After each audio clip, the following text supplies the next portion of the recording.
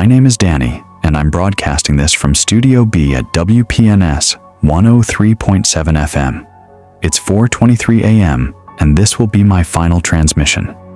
Something is trying to break into the station, and the soundproofing won't hold much longer. Whispering Pines Radio has been broadcasting since 1953, serving a 50-mile radius of rural communities. It's one of those old-school stations with analog equipment, vinyl records, and a transmitter that sounds like it's held together with prayer and duct tape. My supervisor was Eddie, a 70-year-old DJ who'd worked here for 35 years. He had nicotine-stained fingers and a voice like whiskey. "Kid," he told me, "radio waves carry more than music. Follow these rules, or you'll be broadcasting to an audience you never wanted to reach." The other night, DJ was Sarah, who worked weekends. She'd been here 4 years and had developed a habit of talking to empty air between songs.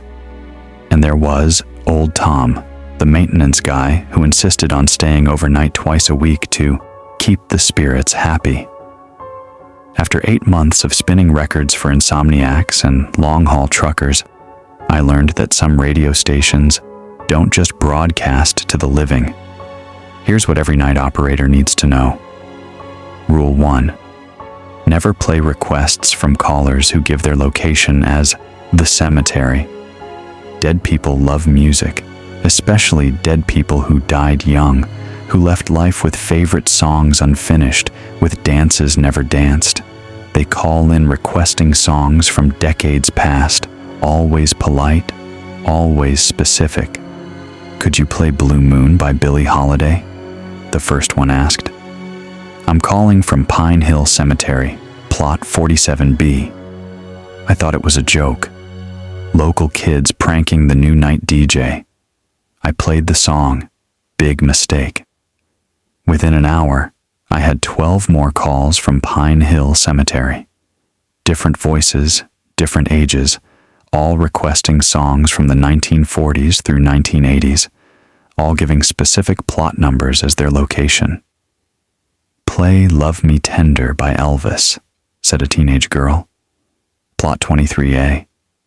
"I was supposed to dance to this at prom, but I died in a car accident the week before." I played it.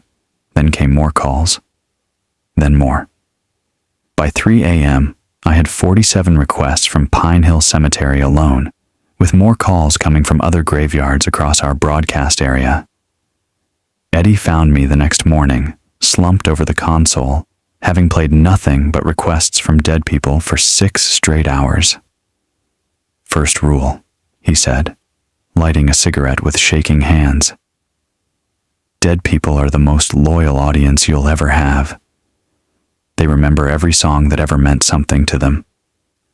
But once you start taking their requests, they'll call every night. Forever." "What's wrong with that?" Eddie pointed to the request log. 47 calls, all with timestamps, all with plot numbers I'd carefully written down. "Because they don't just want you to play their songs. They want you to remember them, to know their names, their stories, their unfinished business, and eventually, they'll want you to join them." Rule 2. Static at 3:33 a.m. carries voices from 1987. Every night at exactly 3:33 a.m., our signal gets interference, not normal static. Voices bleeding through from somewhere else. Conversations, music, even commercials from 1987. Like our frequency is picking up broadcasts from 37 years ago. At first, I thought it was atmospheric interference. Radio waves bouncing off the ionosphere, old signals finding their way back to Earth. But the content was too specific, too local. "Good evening, Whispering Pines. This is WPNS, your voice in the valley." The voice was Eddie's, but 37 years younger. Coming up next, we have a special dedication from Jenny Morrison to her boyfriend Dave. She wants everyone to know she said yes to his proposal. I knew that story. Jenny Morrison had been Eddie's high school sweetheart. She died in 1987, 3 days after getting engaged, killed by a drunk driver on her way home from the radio station where she'd made that dedication.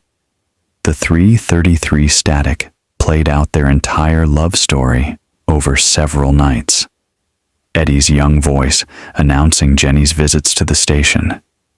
Jenny calling in song requests.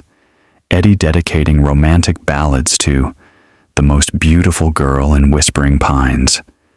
And always, it ended the same way, with Eddie's broken voice announcing Jenny's death, followed by static and silence.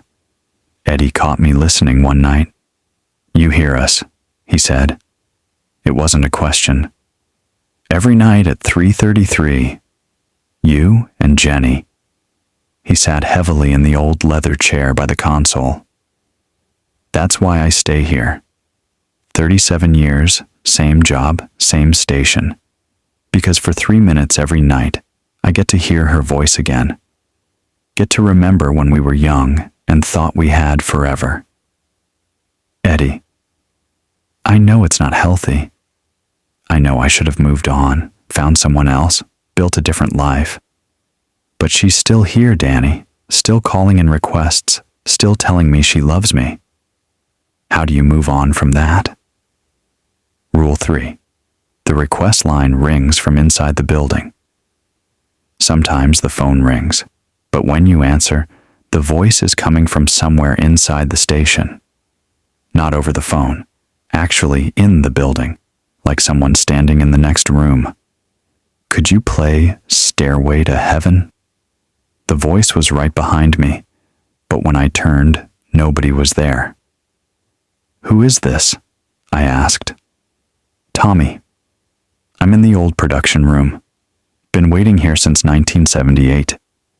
I knew about Tommy Richardson, 16-year-old kid who'd broken into the station in 1978, trying to impress a girl by dedicating a song to her on air. Security alarm malfunctioned, locked him inside during a winter storm. They found him 3 days later, frozen to death in the production room. What do you want, Tommy? Just want to hear my song. I never got to dedicate it to Linda before I got stuck here. I played Stairway to Heaven. When it ended, I heard Tommy's voice from the production room, faint but clear. Thanks, man. Linda, if you're listening, this was for you. Now Tommy calls every few weeks, always requesting the same song, always dedicating it to a girl who's probably in her 60s now with grandchildren of her own. I play it every time because everyone deserves to have their love heard, even if it's 46 years too late. Rule 4. Don't broadcast during the 4 a.m. dead zone. Between 4 a.m. and 4:15 a.m., our signal reaches places it shouldn't. Not geographically, temporally. For 15 minutes, WPNS broadcasts to every version of itself that ever existed, and every version broadcasts back. I discovered this accidentally when I played a song during the dead zone. Halfway through Hotel California, 3 other versions of the song started playing simultaneously. Different recordings, different years, all bleeding through our speakers at once. Then I heard my own voice, but older, tired. This is Danny at WPNS, broadcasting from 2031. If anyone's listening in 2024, get out now. Leave the station. Don't make my mistakes. Another voice, younger.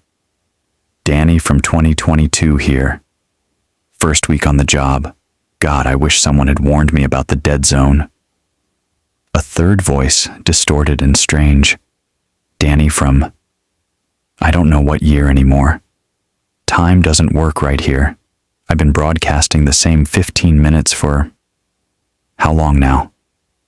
Danny, please, if you can hear this, leave while you still can. I tried to respond, but my microphone only reached my own timeline. I could hear every version of myself that had worked at WPNS, but none of them could hear me. Sarah found me the next morning, staring at equipment that showed no signs of malfunction. "You heard the other Dannies," she said. "How many are there?" "We don't know. Time gets weird at WPNS. Eddie thinks it's because we've been broadcasting the same signal for 70 years. All that electromagnetic energy builds up, creates temporal echoes. The future Danny said to leave." Sarah nodded sadly. "They all say that. Every version of every DJ who's ever worked nights here eventually broadcasts warnings to their past selves. But the warnings never reach the right timeline." Rule 5. The emergency broadcast system tests itself. Once a week, usually on Tuesday around 2 a.m., the emergency broadcast system activates without being triggered. The harsh beeping fills the station, followed by an automated message that shouldn't exist. This is a test of the emergency broadcast system. The following message is a warning from the Whispering Pines Emergency Management Office, dated October 15th, 1987. October 15th, 1987 was the night Jenny Morrison died. A severe temporal anomaly has been detected in the WPNS broadcast area. Residents are advised to avoid listening to radio transmissions between midnight and 6 a.m. The temporal displacement field is expanding and may cause listeners to become unstuck in time. The message always ended the same way. This has been a test. If this had been an actual emergency, you would have been instructed to turn off all radio equipment and evacuate the area immediately. Eddie explained it to me. The night Jenny died, there was a massive electrical storm. Lightning hit our transmitter right at 3:33 a.m., right while I was dedicating a song to her memory. The surge created some kind of temporal feedback loop. That's not scientifically possible. Science doesn't apply here, Danny. Grief changes the laws of physics. 37 years of me refusing to let go, refusing to move on, has turned this place into a time wound. The emergency broadcast system keeps trying to warn people, but the warning comes from a timeline where everyone already knows it's too late. Rule 6. Dead air summons the lost broadcasts. Sometimes equipment fails and the station goes silent. Dead air, the radio operator's nightmare. But at WPNS, dead air doesn't stay empty. It fills with broadcasts from stations that never existed, DJs who never lived, songs that were never recorded. During my first dead air incident, the silence lasted maybe 30 seconds before voices started bleeding through. A DJ with a thick accent announcing weather for cities I'd never heard of. A news anchor reporting events that never happened. Children singing songs in languages that might not be real. The strangest was a woman's voice, calm and professional. "Good morning, this is Linda Morrison, broadcasting from the Whispering Pines Community Radio Station. Today is October 16th, 1987, and I want to thank everyone for the flowers and kind words about Jenny. She would have loved knowing how much this community cared." Linda Morrison was Jenny's mother. She'd never worked in radio, had died in 2003. But in some timeline, some version of reality, she'd become a DJ to honor her daughter's memory. I tried to fix the equipment, but Eddie stopped me. "Let it run," he said. "Dead air lets other realities bleed through. Places where Jenny lived, where different choices were made, where love stories got happy endings." "That's not healthy, Eddie." "No," he agreed. "But it's hope. And hope is the only thing that's kept me alive for 37 years. Rule 7. The midnight caller knows everything. Every night at exactly midnight, we get a call from the same person, a woman who never gives her name, who seems to know everything about everyone listening to our broadcast. "Danny," she said on my first call, Tell Mr. Henderson in the blue house on Maple Street that his wife forgives him for the affair. She knows he's been listening to our station every night, crying during the love songs. I can't do that. I don't even know if there is a Mr. Henderson. Oh, there is. And he's listening right now. Mr. Henderson, if you can hear this, Sarah knows about Jennifer, and she forgives you. Come home. I played it off as a prank, but the next morning, I got a call from a man named Henderson, crying, saying his wife had come home after 3 months of separation, saying she'd heard a message on the radio that convinced her to give their marriage another chance. The midnight caller knows about every listener, their secrets, their pain, their desperate 3 a.m. hopes. She delivers messages of forgiveness, warnings about danger, advice about decisions that haven't been made yet. She's been calling for 20 years, Sarah told me. Ever since the station started broadcasting to wherever we broadcast to. Who is she? We think she's someone who died listening to WPNS, someone who loved the station so much that death didn't stop her from being part of it. Now she exists in our signal, knowing everything our radio waves touch. Rule 8. Don't dedicate songs to yourself. This rule seems obvious until you're alone at 3 a.m., playing music for ghosts and insomniacs, and you realize nobody has ever dedicated a song to you. The temptation to grab the microphone and say, "This one's for Danny, who's working another lonely night at WPNS," becomes overwhelming. Don't do it. Sarah made that mistake in her 2nd year. This is Sarah at WPNS, and I'm dedicating Somebody to Love by Queen to myself, because sometimes you have to be your own best friend. The song played normally, but when it ended, Sarah heard her own voice on the radio. Thank you, Sarah. That was beautiful. Could you play another one for me? She looked around the empty station. Nobody there but her. Who is this? She asked into the microphone. It's Sarah. I'm listening from my car on Highway 9. I heard you dedicate that song to yourself, and it made me feel less alone. Could you play Bridge Over Troubled Water?